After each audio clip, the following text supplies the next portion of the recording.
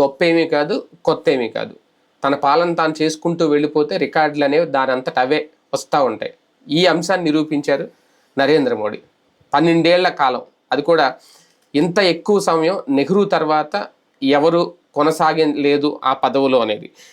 ఇప్పుడు నరేంద్ర మోడీ ఆ రికార్డ్ అయితే సాధించారు. 4398 రోజులు సరిగ్గా ఈ రోజుకి 10వ తేదీకి పూర్తి చేసుకున్నారు. ఒకప్పుడు నెహ్రూ రికార్డ్ అంట ఇది. ఇప్పుడు ఆయన అంటే ఈ మైలురాయిలో ఆయన ఒక ఎక్స్ వేదికగా ఒక ట్వీట్ కూడా చేశారు. భారతదేశానికి సంబంధించి ఆయన చేసిన అభివృద్ధి, ఆయన తీసుకొచ్చిన ఎన్నో పథకాలు, పిఎం కిసాన్ కానీ, పిఎం ఆవాస్ యోజన కానీ, ఆయుష్మాన్ భవ కానీ ఒకటి కాదు, ఇవన్నీ ఆయన్ని ఈ మైలురాయి వరకు దాటే వరకు ఆయన ముందుకు నడిపించాయి. భవిష్యత్తు కూడా ఇలాగే నడవబోతుందా? నిజంగా ఎన్నో ఒడిదుడుకులు ఎదుర్కొన్న నరేంద్ర మోడీ ఈ పుష్కర కాల విజయం వెనుక ఏంటి, ఆయన తీసుకున్న నిర్ణయాలు, ఆయన రహస్యాలు, ఇది అంశం మీద చర్చించే ప్రయత్నం చేద్దాం. సార్, ఒకటి అంటే ఆయన దీన్ని అంత గొప్పగా సెలబ్రేట్ చేసుకుంటారా లేదా అనేది ఒకటి. కాకపోతే ఇప్పటి వరకు ఇన్ని రోజులు ఈ మైలురాయి దాటిన రికార్డ్ అయితే ఈయనదే సొంతం. అంటే గత ప్రధానులకి ఇప్పుడు భారత ప్రధాని నరేంద్ర మోడీకి కంపేర్ చేసుకుంటే ప్రధానంగా ఏం చూడొచ్చు?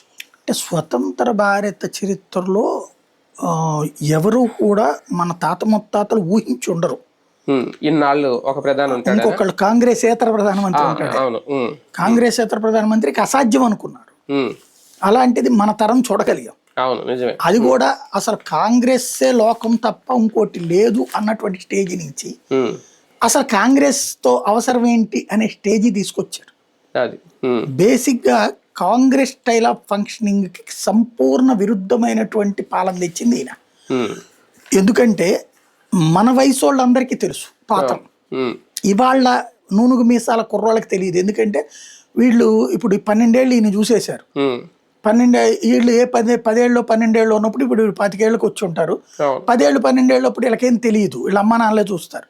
ఇవాళ 22, 25 ఉన్నటువంటి వాళ్ళకి నరేంద్ర మోడీని 12 ఏళ్ళ నుంచి చూస్తున్నారు కాబట్టి వీళ్ళ కళ్ళెదురుగుండా మార్పులు జరగల. కానీ మనం పాత కొత్త తరానికి వారధులు. ఓ రకంగా ఒక ఫోన్ కావాలి అంటే అప్లికేషన్ పెట్టుకుంటే 30 ఏళ్ళ 40 ఏళ్ళ. అసలు ఫోన్ ఉండటం, ఒక ఏరియాలో ఫోన్ ఉండటం అంటే చాలా గ్రేట్. అలాంటి స్టేజ్ నుంచి అటల్ బిహారీ వాజ్పేయి టైంలో 500 రూపాయల ఫోన్లు వచ్చినాయి. రిలయన్స్ వాళ్ళది, ఇప్పుడున్న అంబానీ వాళ్ళ అనిల్ అంబానీ. దాన్నే తర్వాత ఈ అంబానీ కొని జియో చేసుకొచ్చాడు. ఇప్పుడు మనం సెల్ ఫోన్లు ఇది వరకు ఇన్కమింగ్ కి రేటు, అవుట్ గోయింగ్ కి రేటు, అలాగే పక్క ఊరికి ఫోన్ చేస్తే ఎస్టిడి, వేరే దేశానికి చేస్తే ఐఎస్డి, అలాగే ట్రంక్ కాల్స్, దూరం వేరే చోటకి చేయాలని ట్రంక్ కాల్, మనం డబ్బు నెంబర్ ఇచ్చేసేసి కూర్చుంటే అక్కడ బూత్ దగ్గర వాడు, లేకపోతే ఇంటి దగ్గర ఎవరి దగ్గర అయితే ట్రంక్ కాల్స్ పెట్టుకోరు. పోలింగ్ బూత్ టెలిఫోన్ బూత్ దగ్గరికి వెళ్ళి చెప్పుకుంటే అక్కడ కూర్చుంటే ఓ 10 మందిని అక్కడ 25 మంది 30 మంది కూర్చుని ఉండేవాళ్ళం. 3, 4 క్యాబిన్స్ ఉండే. మీద 1వ క్యాబిన్ లోకి వెళ్ళు, 2వ క్యాబిన్ లోకి వెళ్ళు. ఆ టైంలో గబక్కన మనం 1.5, 2 గంటలు 3 గంటలు వెయిట్ చేయాల్సి వచ్చేది ట్రంక్ కాల్స్ అంటే. అలాంటి స్టేజీలు చూసిన వాళ్ళం. అట్లాగే గ్యాస్ బండ్ అంటే బండం తీసుకుని వెళ్ళి దాని దగ్గర కూర్చునేవాళ్ళు 3 రోజులు 4 రోజులు 15 రోజులు 20 రోజులు ముందు బుక్ చేసి రావాలి. తర్వాత వచ్చిన తర్వాత సిలిండర్ తీసుకెళ్లి తెచ్చుకోవాలి. మళ్ళీ బుక్ తీసుకుని వెళ్ళాలి. ఫోన్ లో చేయంటారు కానీ చేసినా బుక్ చేయరు. మేము లేదమ్మా బో చేసామా వాళ్ళు అంటే ఫోన్ చేయడమే కష్టం. గ్యాస్ కంపెనీకి చేయాలి. ఇప్పటిలాగా ఇలాగా కస్టమర్ కేర్ కాల్ ఇది నొక్కగానే మన నెంబర్ నొక్కి ఇది లేదు, ఏమి లేదు. సర్వీసెస్ అనేది అంత మార్పు అందుబాటులోకి వచ్చినాయి. అట్లాగే రైల్వే కంటే రిజర్వేషన్ అంటే వెళ్ళి అక్కడ క్యూ లైన్ లో నుంచున్నోళ్ళం మనం. అప్లికేషన్ రాసుకుని దాంట్లో చిన్న అక్షరం తేడా వచ్చినా తీసి ఇచ్చేసేసి మళ్ళీ ఫ్రమ్ ద బిగినింగ్ నిలబడి వచ్చి ఒక రిజర్వేషన్ కి, రైలు రిజర్వేషన్ కి పొద్దున వెళ్ళి రాత్రి దాకా పట్టేది. అంతా చేస్తే మనం అడిగిన రోజున టికెట్ ఉండదు. తర్వాత రోజు అంటే మళ్ళీ మనం ఇంటికి వెళ్ళి కనుక్కుని రావాలి. గుర్తుందో లేదా అప్పుడు తత్కాల్ అనేది లేదు అసలు లేదు. తత్కాల్ ఏమీ లేదు. ఎవరైనా లైన్ లో నిలబడి తీసుకోవాల్సిందే. అలాంటి దారుణమైన పరిస్థితులన్నీ చూసి వచ్చినటువంటి వాళ్ళం మనం. ఇవాళ రోజున అంతా అరచేతిలో వైకుంఠం. ఓ రకంగా. ఈ కష్టం ఏంటో ఈ నష్టం ఏంటో ఈ తరానికి తెలియదు. అప్పట్లో ఆయన చెప్పి ఉండేది రిలయన్స్ కి ప్రపంచం మీ గుప్పెట్లోని, నిజంగా అలాగనే ఇప్పుడు ప్రపంచం గుప్పెట్లోకి వచ్చింది. దానికి ఈ చేంజెస్ అన్నటువంటి తెచ్చినోడు నరేంద్ర మోడీ అన్నది చెప్పుకోలేకపోతున్నాడు వాడు. ఆ విజువల్స్ ని కనుక ప్రొజెక్ట్ చేయగలిగి, ఆనాటి పేపర్ క్లిప్పింగ్లు ప్రొజెక్ట్ చేయగలిగితే. ఇంకొకటి, ఈ దేశంలో ఒక మీడియా అంటే ఆ రోజున మనకి వార్తలు ఏంటి, ఆల్ ఇండియా రేడియోలో వినబడే 100కి 98 గవర్నమెంట్వి, 1-2 ప్రతిపక్షపు ఉద్యమానికి సంబంధించి 2 ముక్కలు చెప్పేవాడు అంతే. దూరదర్శన్ అంటే ప్యూర్లీ గవర్నమెంట్ ఛానలే, ఇది తప్ప ఎలక్ట్రానిక్ మీడియా లేదు. ప్రింట్ మీడియా ప్యూర్లీ కాంగ్రెస్ భజన తప్పించి ఇంకోటి ఉండేది కాదు. ఒక రామోజీరావు గారు వచ్చాక ఈనాడు తప్ప మామూలుగా అయితే అంతకు ముందు ఉండేది కాదు. ఇలాంటి వాతావరణంలో ఇవాళ అసలు ఏది యూట్యూబ్ ఛానల్లే లక్షల కోట్లు అయిపోయినట్టు. ఇంకొకటి, సినిమాలంటే ఇదివరకటి రోజుల్లో మనం వెళ్ళి థియేటర్ దగ్గర కూర్చుని లైన్ లో నుంచుని పొద్దు నుంచి రాత్రి దాకా కొట్టుకునేవాళ్ళం. ఇవాళ రోజున సినిమాలు ఆన్లైన్ లో బుక్ చేసుకుంటున్నాం, లేదంటే అసలు ఆన్లైన్ లో చూసేస్తున్నాం. ఈ మార్పులన్నిటికీ కూడా అటల్ బిహారీ వాజ్పేయి బీజం వేస్తే, అంటే పివి నరసింహారావు అంటారు, పివి నరసింహారావు సంస్కరణలకు సంతకం పెట్టాడు, ఆచరణలో ఆయన టైంలో అవలా. వాజ్పేయి వచ్చాక ధైర్యం చేశాడు.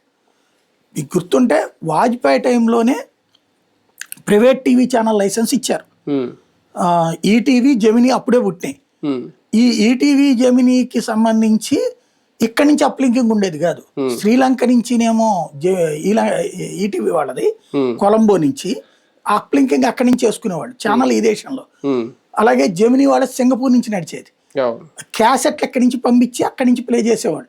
అది కూడా రోజుకి 6 గంటల ప్రోగ్రాం మొదట్లో, తర్వాత 8 గంటల ప్రోగ్రాం. మనకి దూరదర్శన్లో అయితే వారంలో ఒక అరగంట తెలుగు ఇది ఉండేది వారం మొత్తం మీద మనకంటూ టైం.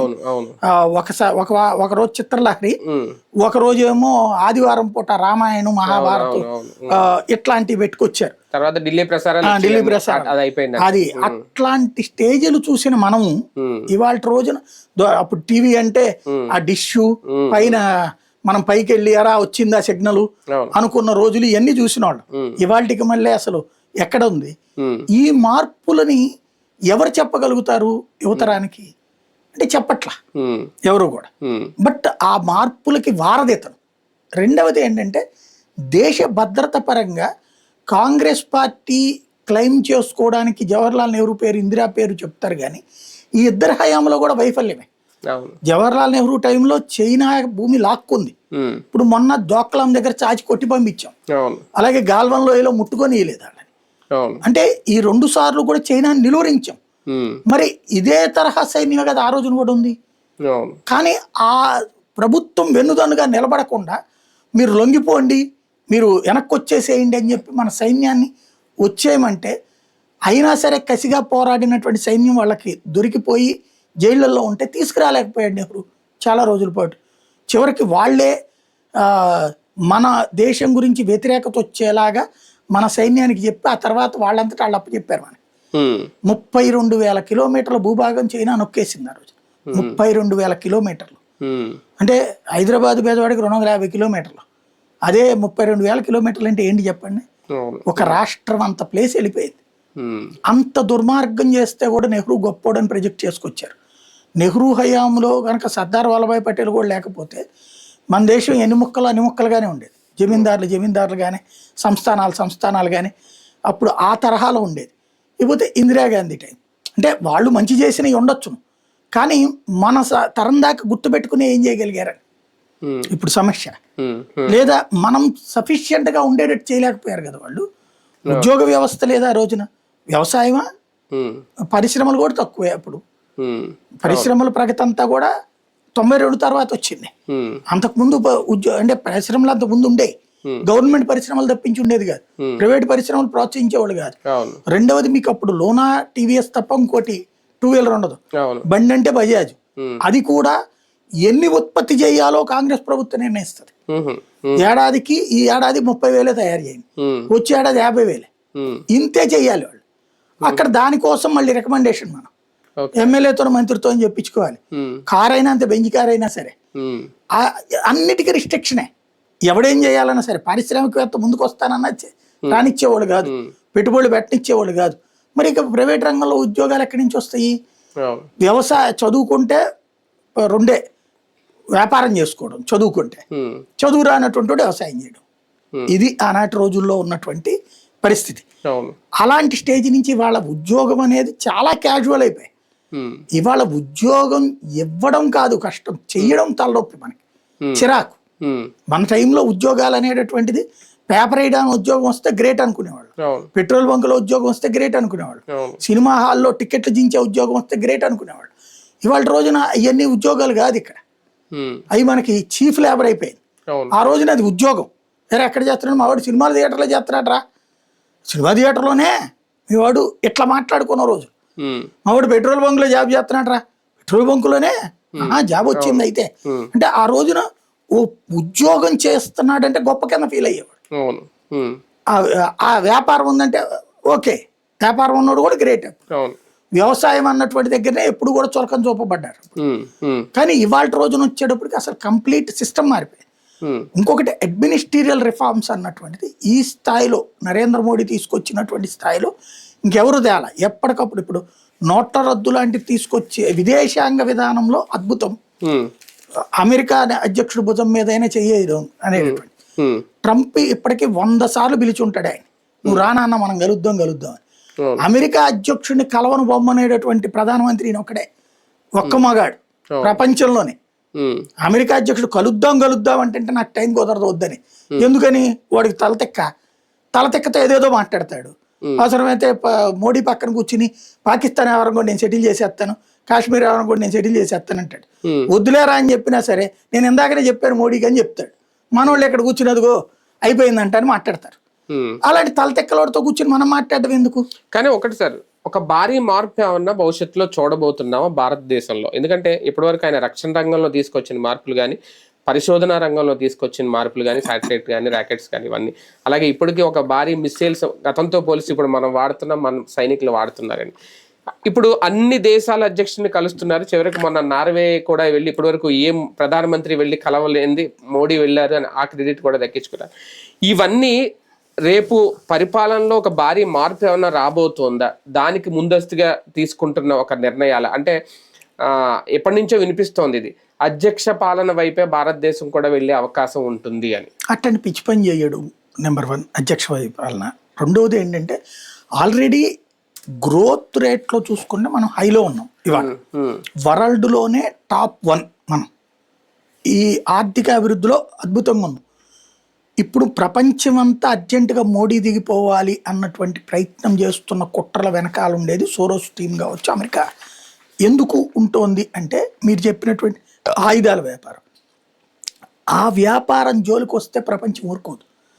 ఇవాళ ఇది ఎట్లా ఉంటుందంటే దీపావళి బాణాసంచ, దాని మీద 5,000 రూపాయలు వేస్తాడు, 80% డిస్కౌంట్ అంటాడు. వాస్తవంగా 80% డిస్కౌంట్ ఇచ్చారంటే అసలు ఎంత పడుతుంది అది? నేను శివకాశి కాకుండా మన ఇక్కడ చిన్న శివకాశి అంటారనమాట, చిత్తూరు బోర్డర్స్ లో ఉంటుంది, మదనపల్లి దగ్గర ఉంటుంది. నేను అక్కడ ఉన్నప్పుడు వెళ్ళి కవర్ చేశాను. తర్వాత ఒకసారి పేలుళ్ళు జరిగినప్పుడు కూడా వెళ్ళాను నేను. ఆ ఊరి దగ్గర స్పెషల్ ఏంటంటే నేను అక్కడ ఉన్న బాణసంచ తయారు ఎట్లా అంటే 1,000 రూపాయలకి నేను 2 గోతాంలో సరుకు తెచ్చుకున్నా. నేను ముందు నలుగురం కలిసి వెళ్ళినప్పుడు మామూలుగా 4 సెంట పాస్ ఏదో 100-200 లార్లు ఇట్లా పడేసుకున్న తర్వాత నేనేం వేసుకున్నానంటే మనకి బెజవాడలో లెక్క చూసుకుంటే దగ్గరగా 10,000 పడుతుంది. నేను ఆ లెక్కన వేసుకుంటే మొత్తం కలిపి వాళ్ళు తక్కువ తీసుకున్నారు. మొత్తం కలిపి 10,000 అయినాయి నలుగురికి కలిపి. దగ్గర చూసుకుంటే 2,500 పడింది నలుగురు. అప్పుడు నేను వాటితో మాట్లాడే అసలు ఎక్కడి నుంచి అంటే తయారీ కాస్ట్ తక్కువ పడుతుందండి మాకని.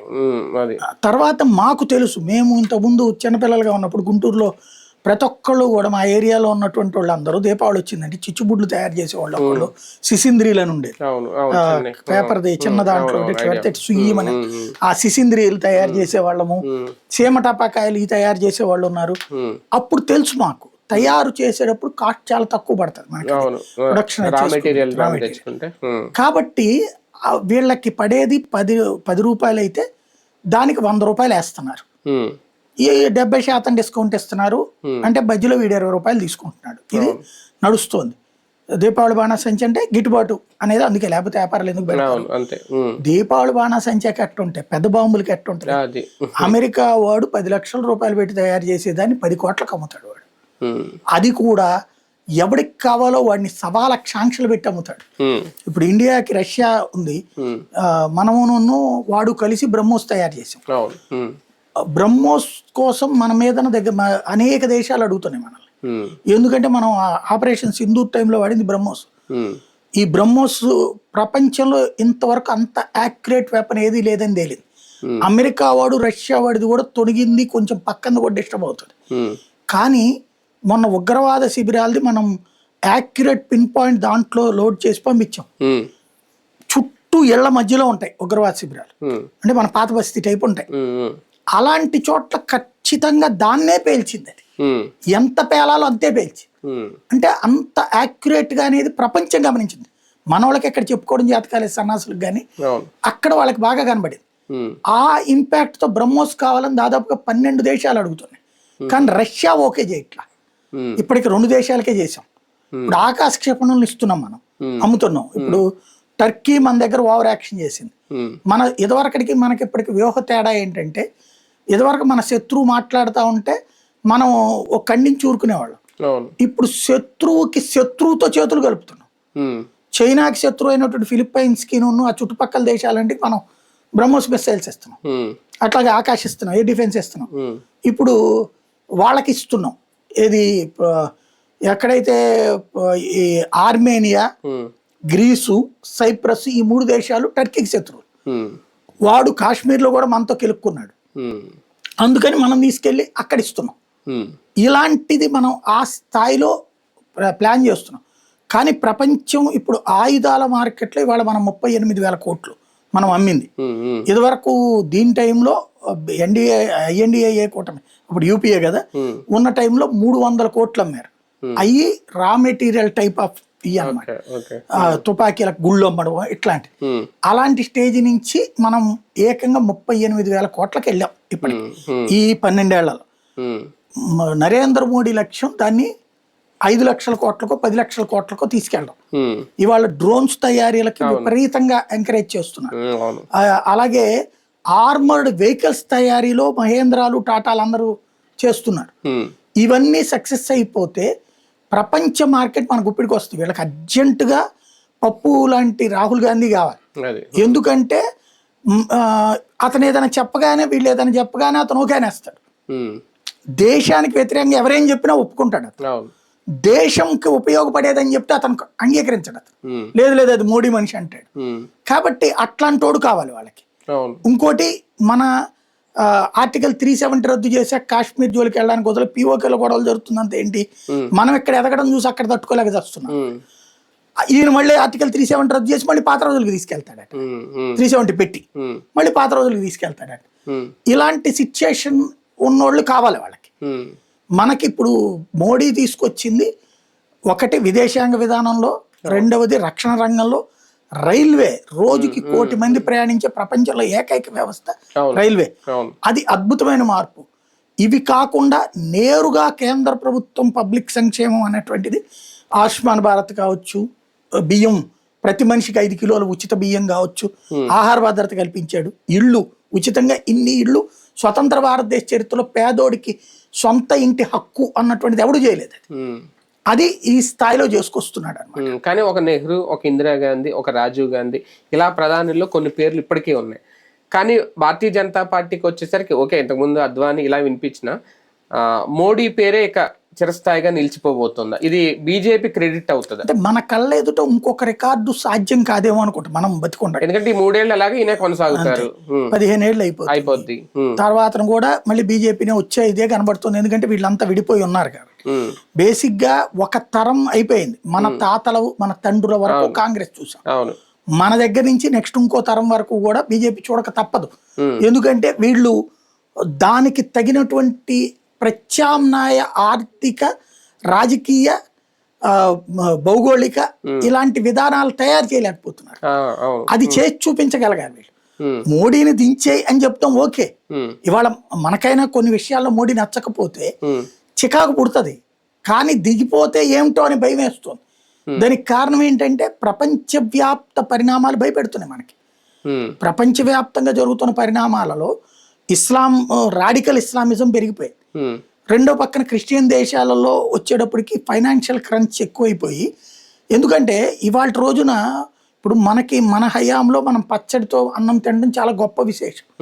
ఇవాళ రోజున బిర్యానీలు ఈ తినడం అలవాటైన వాళ్ళకి మళ్ళీ నువ్వు పచ్చడి తినంటే తట్టుకోలేరు. అక్కడ ఆ ఏది అగ్రరాజ్యాల పరిస్థితి అట్లుంది. ఒక లగ్జూరియస్ లైఫ్లో అలవాటు పడ్డ తరం ఇప్పుడు ఆ క్రైసిస్ పెరిగిపోయి ఈ యుద్ధాలు వీటి వలన రోజు రోజుకి ఎక్స్పెక్టేషన్ పెరిగిపోతుంది.